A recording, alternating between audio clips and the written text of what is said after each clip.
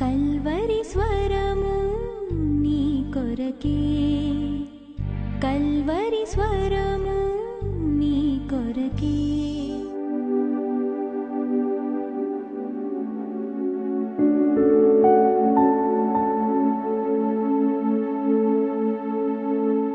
ఆదికాండము 11వ అధ్యాయము 1 నుంచి 9 వచనాలు చదువుతున్నాను.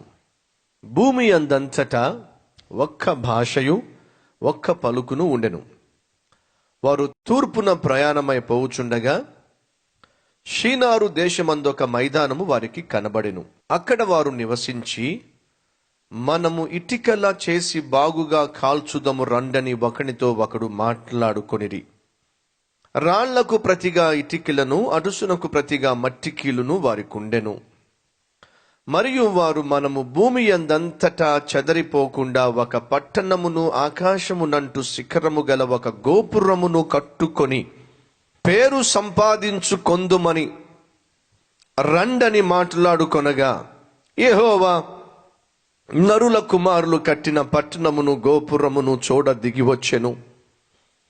అప్పుడు యెహోవా, ఇదిగో జనము ఒక్కటే, వారందరికీ భాష ఒక్కటే, వారు ఈ పని ఆరంభించి ఉన్నారు. ఇక మీదట వారు చేయదలుచు ఏ పని అయినను చేయకుండా వారికి ఆటంకమేమీ ఉండదు. గనుక మనము దిగిపోయి వారిలో ఒకని మాట ఒకనికి తెలియకుండా అక్కడ వారి భాషను తారుమారు చేయుదము రండని అనుకొనెను. అలాగు యెహోవా అక్కడ నుండి భూమి యందంతటా వారిని చెదరగొట్టెను. గనుక వారు ఆ పట్టణమును కట్టుట మానిరి, దానికి బాబేలు అను పేరు పెట్టిరి. ఎందుకనగా అక్కడ యెహోవా భూజనులందరి భాషను తారుమారు చేసెను. అక్కడ నుండి యెహోవా భూమి అందంతటా వారిని చెదరగొట్టెను. బాబేలు అనే పేరుకు అర్థము తారు మారు. ఏమిటి? తారు మారు. దేవునికి వ్యతిరేకంగా పనులు చేస్తే అంతా తారు, చెప్పండి, తారు మారు. దేవుణ్ణి అంగీకరిస్తే వారు మారు, చెప్పండి, మారు తారు. దేవుణ్ణి కాదనుకుంటే అంతా తారుమారు. దేవుడే కావాలనుకుంటే అందరూ మారుతారు. ఆ రోజు జరిగిన సంఘటన ఏమిటో చక్కగా క్లుప్తంగా మీకు అర్థమయ్యే విధంగా చెప్పే ప్రయత్నం చేస్తా. దేవుడు మనిషిని సృష్టించాడు. ఆ మనిషిని తన చిత్త ప్రకారమే నడిపించాలి ఆశించాడు. కానీ మనిషి దేవుడు లేకుండా జీవించటానికి అలవాటు పడ్డాడు. చేసిన పాపిష్టి పనులను బట్టి ఆఖరికి దేవుణ్ణే తన హృదయంలో నుంచి బయటకు త్రోసేశాడు. అలా దేవుణ్ణి మనిషి బయటకు త్రోసేసినప్పుడు అతడు ఒంటరిగా జీవించడం మొదలు పెట్టాడు.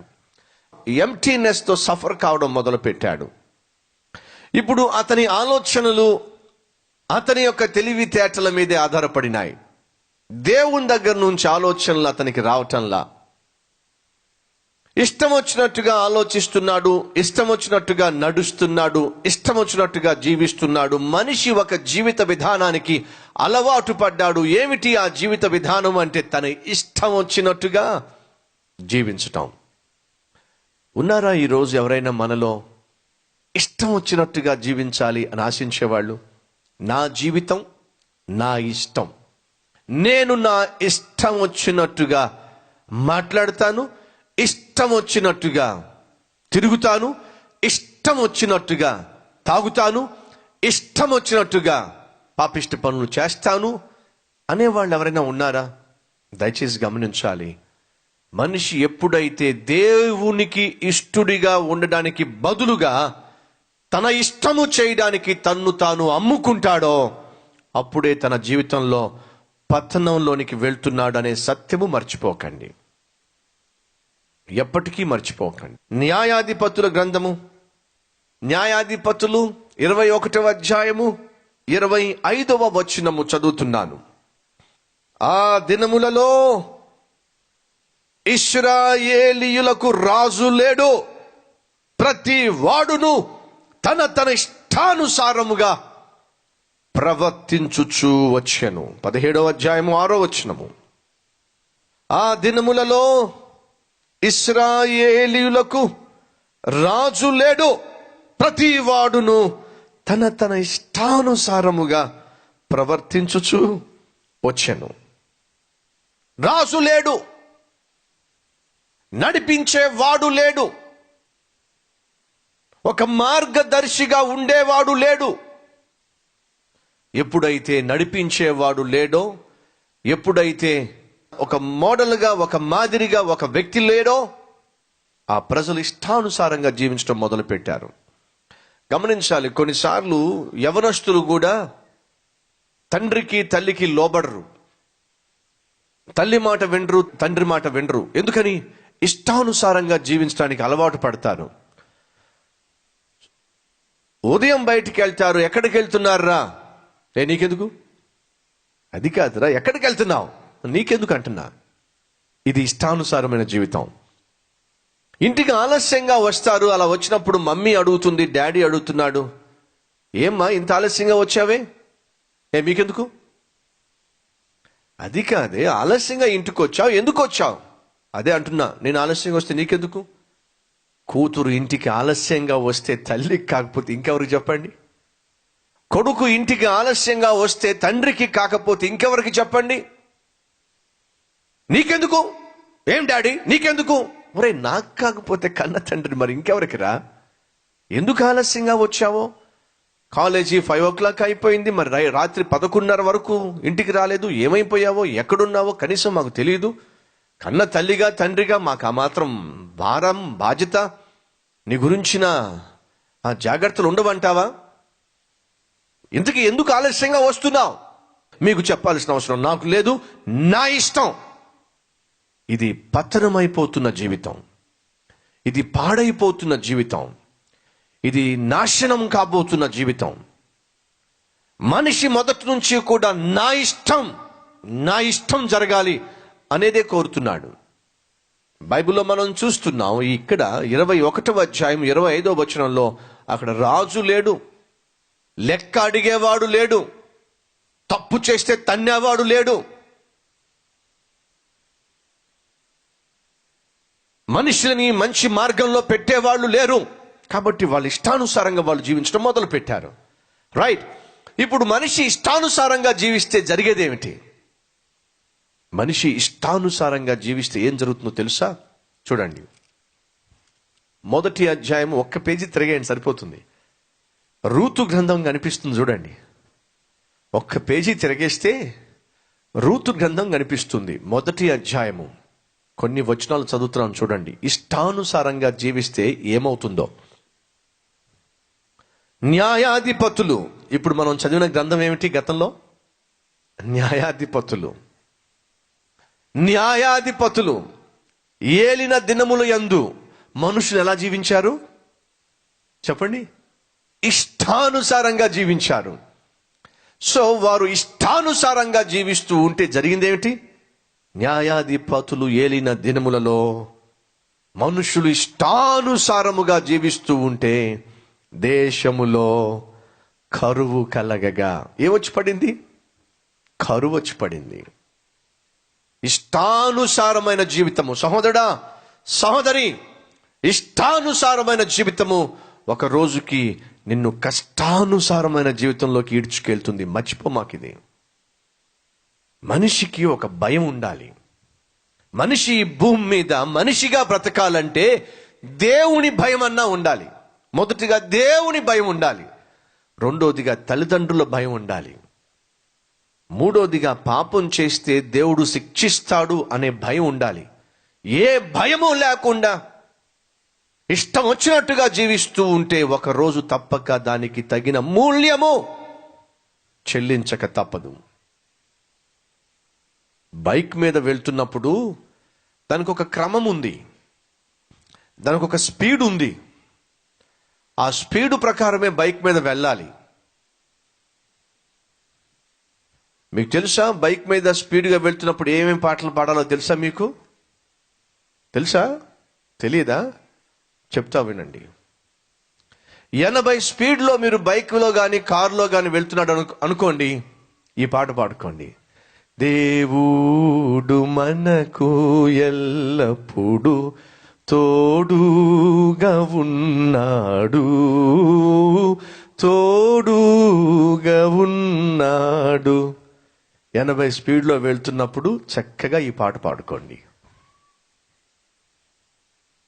100 స్పీడ్లో వెళ్తున్నప్పుడు పరదేశులమో ప్రియులారా పురము, ఈ పాట పాడుకోండి. 120 స్పీడ్లో వెళ్తున్నారు అనుకోండి, ఉన్న పాటున వచ్చు చున్నాను నీ పాద సన్నిధి కోరక్షక. 150లో వెళ్ళారనుకోండి, జ్ఞాపకార్థ కూడిక. ఇంకేముంటుంది?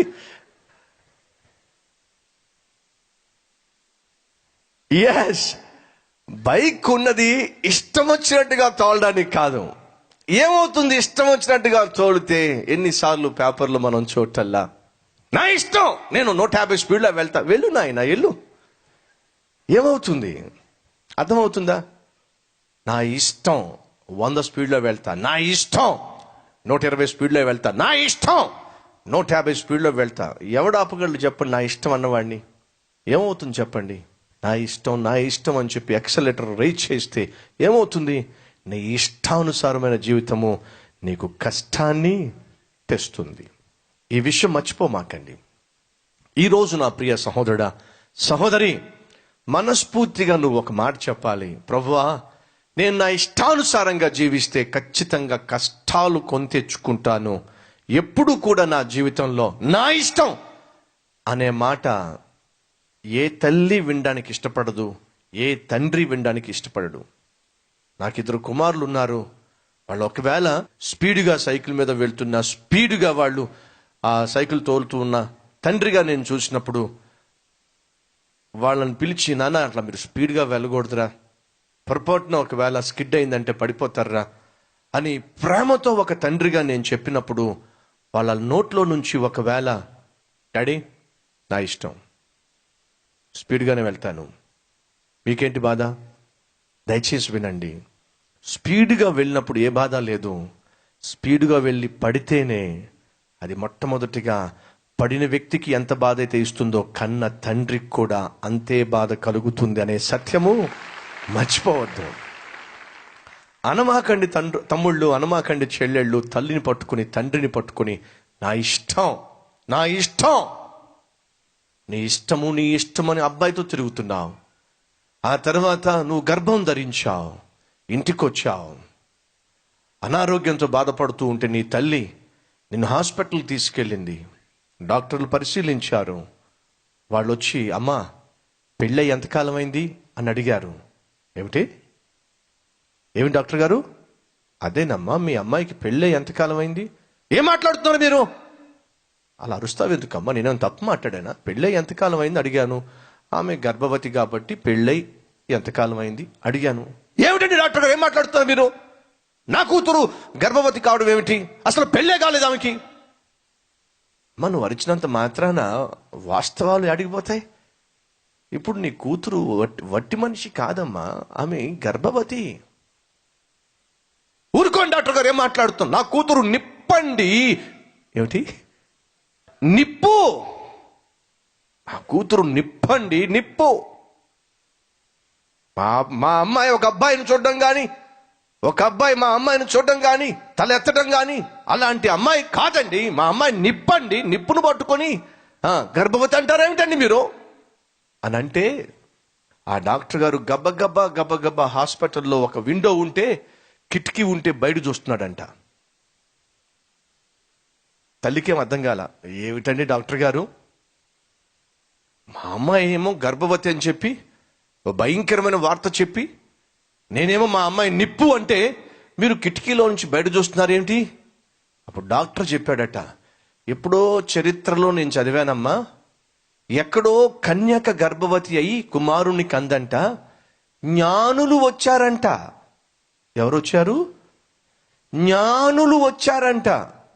అప్పుడు ఆ తల్లి అంటుంది, వాళ్ళు ఆ రోజు కన్యక గర్భవతి కావడం ఏమిటి, బిడ్డను కనడం ఏమిటి, జ్ఞానులు రావడం ఏమిటి, మీరు వెళ్ళి ఇప్పుడు కిటికీలోంచి బయటకు చూడడం ఏమిటి, ఏమిటి పొత్తంటే మరలా జ్ఞానులు వస్తున్నారేమో అని చూస్తున్నారు. జ్ఞానులు ఎవరైనా వస్తున్నారేమో, ఎందుకని అడుగుతున్నాను చెల్లెళ్ళు. ఒకవేళ నా ఇష్టం అని చెప్పి తిరిగి, నా ఇష్టం అని చెప్పి ప్రేమ ముసుగులో నీచమైన కార్యాలు చేసి తప్పుడు అడుగులు వేస్తే, వినకూడని వార్త నీ తల్లి వినవలసి వస్తే నువ్వు ఒక్కదానివే సఫర్ అవుతావా? నువ్వు ఒక్కదానివే ఏడుస్తావా? ఒక్కదానివే హాస్పిటల్లో అడ్మిట్ అవుతావా? సాధ్యం కాదుగా. నిన్ను కన్న పుణ్యానికో, నువ్వు చేసిన పాపిష్టి పనికో నీ తల్లి ఆడవలసిందేగా, నీ తండ్రి తలదించుకోవాల్సిందేగా. నా ఇష్టం అని చెప్పి నువ్వు బైక్ మీద స్పీడ్గా వెళ్ళి యాక్సిడెంట్ అయితే, కాళ్ళు చేతులు విరిగిపోతే, హాస్పిటల్లో అడ్మిట్ అయితే, చేతుల నిండా, కాళ్ళ నిండా, ముఖం నిండా, బాడీ నిండా కట్టులు కట్టబడితే నీ ఇష్టమే నా తమ్ముడు, నీ ఇష్టమే. కానీ ఇప్పుడు సేవలు చేయాల్సింది ఎవరు? నువ్వు మంచం మీద పడి సఫర్ అవుతూ ఉంటే, కాళ్ళు లేపలేక, చెయ్యి లేపలేక, కనీసము కాలకృత్యాలు తీర్చుకోవడానికి బాత్రూమ్ కూడా వెళ్ళలేకపోతే, అది నీ తల్లికి నీ తండ్రికి వయసు వచ్చిన నీకు ఆ సేవలు చేయడం ఎంత కష్టమో ఒక్కసారి ఆలోచించారా? నా ఇష్టం ఏం చేస్తుంది? నీ ఇష్టం తెలుసా? నిన్ను పాడు చేయటమే కాదు, నిన్ను ప్రేమించిన పుణ్యానికి నీ తల్లిని నీ తండ్రిని కూడా నరకం చూపిస్తుంది. దయచేసి సత్యం గ్రహించండి. మా ఇష్టం అని చెప్పి ఆ రోజు ప్రజలు ఇష్టం వచ్చినట్టుగా జీవిస్తూ ఉంటే ఏమొచ్చి పడింది? కరువు వచ్చి పడింది, కష్టం వచ్చి పడింది, ఆర్థిక సమస్యలు వచ్చి పడినాయి, దేశంలో అల్ల కల్లోలము ఎక్కడ చూసినా కనిపిస్తుంది. మనిషి ఇష్టము ఎప్పటికీ కూడా మనిషికి మేలు చేయదు. ఈరోజు తీర్మానం తీసుకోండి, ఎన్నడూ కూడా నా తల్లితో గాని నా తండ్రితో గాని నా ఇష్టం మమ్మీ అని అనను అని మాటిస్తారా? నా ఇష్టం డాడీ, నా ఇష్టం మమ్మీ అని నేను అనను అన్నవారు చూపించండి. నా ఇష్టము అనని చెల్లెళ్ళు, తమ్ముళ్ళు, మీ తల్లులు మీ తండ్రులు నిజముగా ధన్యులు, మీలాంటి పిల్లలను వారు కన్నందుకు. ఇప్పుడు భౌతికంగా మనకు జన్మనిచ్చిన తల్లిని తండ్రిని చూసి ఏనాడు నా ఇష్టం అని చెప్పనని మంచి మాట ఇచ్చారు. మరి ఒక్కసారి మనం పరలోకమందున్నటువంటి మన పరలోకపు పరమ తండ్రికి కూడా ఈ మాట చెప్పగలమా? ప్రభువా, ఎప్పటికీ కూడా నేను నా ఇష్టము అని చెప్పను ప్రభువా, ఎప్పుడైనా సరే నీ ఇష్టమే నా ఇష్టం అని చెప్తాను ప్రభువా అన్నవారు చూపించండి. God bless you brothers and God bless you sisters.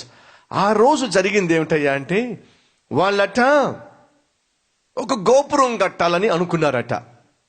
సరే, గోపురం కట్టడం వాళ్ళ ఉద్దేశం. మరి గోపురం కట్టేవాళ్ళు, ఒక కన్స్ట్రక్షన్ ప్రారంభించేవాళ్ళు, ఒక పనిని ప్రారంభించేవాళ్ళు వాస్తవంగా చేయాల్సిందేమిటి? ఏదైనా ప్రారంభించేటప్పుడు ఎవరిని కలుసుకోవాలి? ఏదైనా ప్రారంభించేటప్పుడు ఎవరి పర్మిషన్ తీసుకోవాలి? ఏదైనా ప్రారంభించేటప్పుడు ఎవరి దీవెనలు తీసుకోవాలి? సాధారణంగా మన పూర్వీకులే మన దేశంలో కొన్ని పద్ధతులు పెట్టారు. ఏమిటంటే, ఏదైనా ప్రారంభించేటప్పుడు, ఎగ్జామ్స్కు వెళ్ళేటప్పుడు, లేదు ఏదైనా ప్రయత్నం కోసం వెళ్తున్నప్పుడు తల్లి దీవెన తండ్రి దీవెన తీసుకుని వెళ్ళాలి, పెద్దవాళ్ల దీవెన తీసుకుని వెళ్ళాలి అని చెప్పి మన పూర్వీకులు నేర్పించారు. బైబుల్ ఏం సెలవిస్తుందంటే, మనం ఏదైనా ప్రారంభించేటప్పుడు మన దేవుణ్ణి కలుసుకొని వెళ్ళాలి అని బైబుల్ నేర్పిస్తుంది. ఉద్యోగానికి వెళ్లే ముందు కావచ్చు, వ్యాపారానికి వెళ్లే ముందు కావచ్చు, పరీక్షలు రాయడానికి వెళ్లే ముందు కావచ్చు, ఒక ప్రయాణం ముందు కావచ్చు, ఉదయం లేచిన వెంటనే దినమును ప్రారంభించే విషయం కావచ్చు, మీరు దేవుని దగ్గరకు వెళ్తున్నారా? లేచిన వెంటనే దేవుణ్ణి కలుసుకుంటున్నారా? అటు ఆత్మీయ అనుభవాన్ని కలిగి ఉంటున్నారా? అది చాలా ఆశీర్వాదం. ఆయనే ఆదియు, ఆయనే అంతము, ఆయనే ప్రారంభము, ఆయనే ముగింపు. ఉదయము లేచిన వెంటనే దేవుణ్ణి కలుసుకోవడము, పడుకోబోయే ముందు దేవుణ్ణి కలుసుకొని పడుకోవడము ఆధ్యాత్మిక జీవితంలో చాలా ఆశీర్వాదము. మీరు దినమును దేవునితో ప్రారంభించండి. లేచిన వెంటనే మోకరించి ప్రభువుతో మాట్లాడుకోండి. పడుకోబోయే ముందు కూడా కాసేపు ప్రభుతో మాట్లాడుకొని ప్రార్థన చేసి పడుకోండి. ఈ మధ్యలో దేవుని కాపుదల, దేవుని దీవెన సమృద్ధిగా మీరు అనుభవిస్తారు. గమనించండి.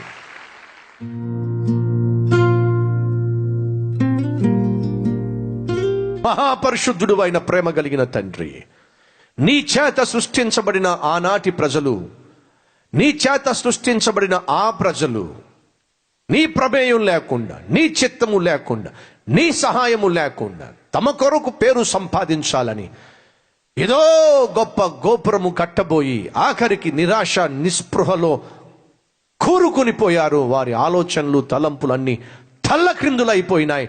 ప్రయత్నాలు తారుమారైపోయినాయి. తండ్రి, నీ చిత్తము కాకుండా, నీకిష్టము లేకుండా, నీ ప్రమేయము లేకుండా ఎవరైనా ఏదైనా తమ కొరకు, తమ పేరు కొరకు, పంథము కొరకు చేసినట్లయితే అందులో వారు విజయము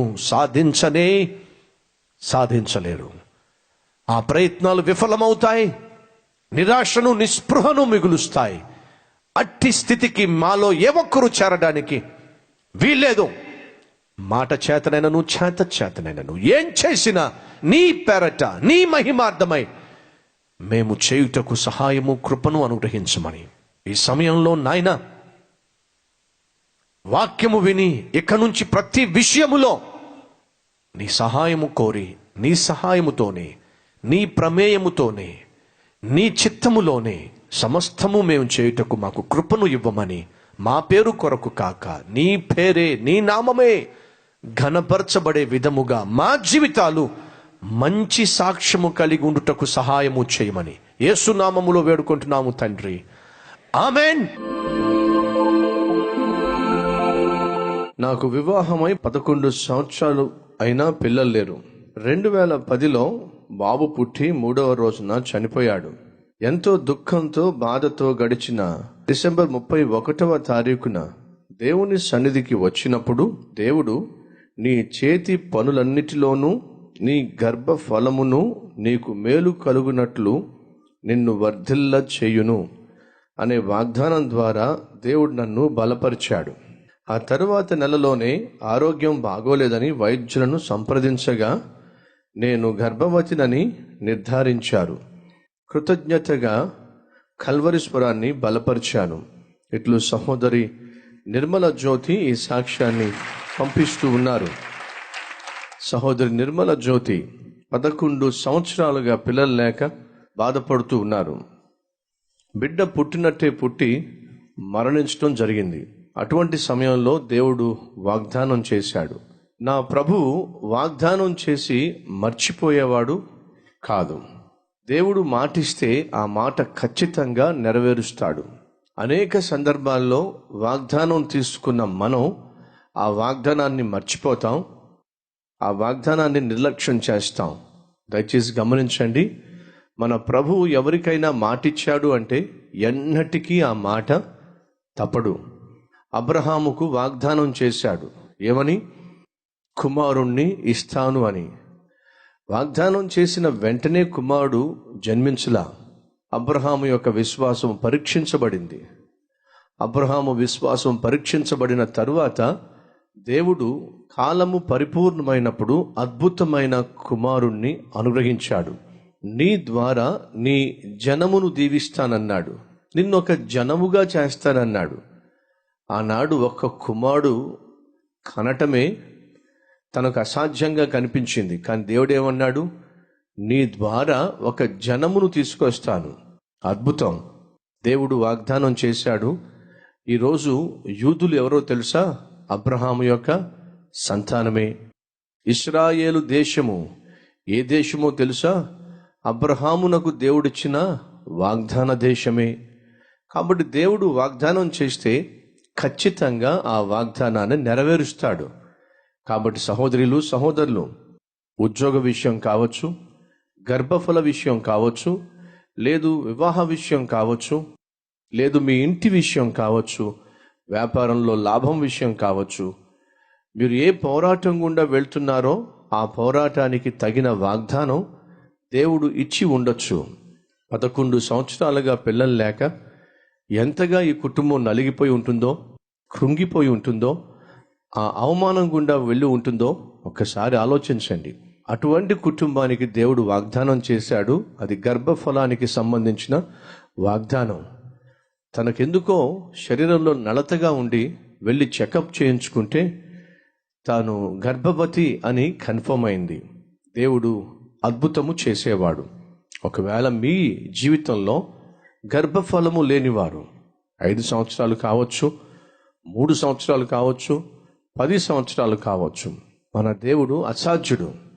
మనం ప్రార్థన చేసి విశ్వసిస్తే ఆశ్చర్య కార్యము చేయుటకు ఆయన చాలినవాడు. 11 సంవత్సరాలుగా గర్భఫలం లేనటువంటి ఆ సహోదరిని దర్శించావే, గర్భఫలాన్ని ఇచ్చావే. నా జీవితంలో కూడా చాలా కాలంగా ఈ సమస్యను కలిగి, ఈ అవసరాన్ని కలిగి సఫర్ అవుతున్నాను, నన్ను కనికరించు అని ఈరోజు ప్రార్థన చేద్దాం. ఆ ప్రార్థనకు దేవుడు తప్పక జవాబిస్తాడు. ఈ సహోదరి చేసిన మంచి పని ఏంటో తెలుసా? తను ఎప్పుడైతే జవాబు పొందుకుందో కృతజ్ఞత లేని వ్యక్తిగా మిగిలిపోలా. వాగ్దానం ఇచ్చి నెరవేర్చిన దేవుడు ఉన్నాడు. కన్నీటిని కొట్టివేసే దేవుడు ఉన్నాడు. అవమానాన్ని తొలగించి తల ఎత్తే దేవుడు ఉన్నాడు. ఆ దేవుడు నాకు మాత్రమే దేవుడు కాడు, ఆ దేవుడు లోకమంతటికీ దేవుడు. ఆ సత్యాన్ని లోకం తెలుసుకోవాలి అని చెప్పి లోకానికి క్రీస్తును గూర్చిన వార్తను, సత్యమును తెలియచేసే కల్వరీశ్వరాన్ని తాను బలపరిచింది. మీరు విశ్వసించినట్లయితే మీ జీవితంలో కూడా దేవుడు ఆశ్చర్య కార్యాన్ని జరిగిస్తాడు. అలా జరిగించినప్పుడు ఆశ్చర్య కార్యములు చేసే దేవుడు ఉన్నాడు. అవమానముతో నిండిపోయిన తలను లేవనెత్తే దేవుడు ఉన్నాడు. ఆయనే ప్రభు అయిన యేసు అనే లోకానికి మీరు కల్వరీశ్వరము ద్వారా చాటి చెప్పే ప్రయత్నం చేయవలసిందిగా కోరుతున్నాను.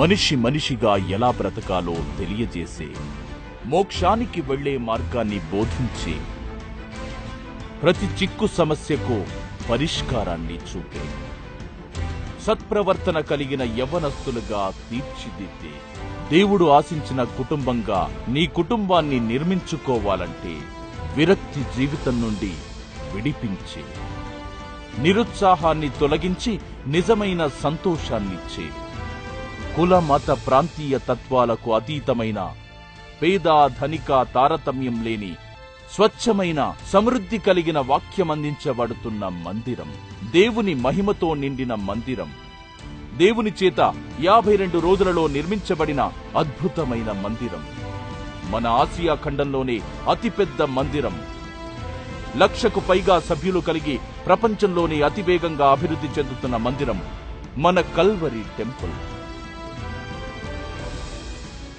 ఈ అద్భుతమైన మందిరాన్ని మీరును దర్శించండి, మీ జీవితాలను దిద్దుకోండి, దేవుణ్ణి మహిమపరచండి.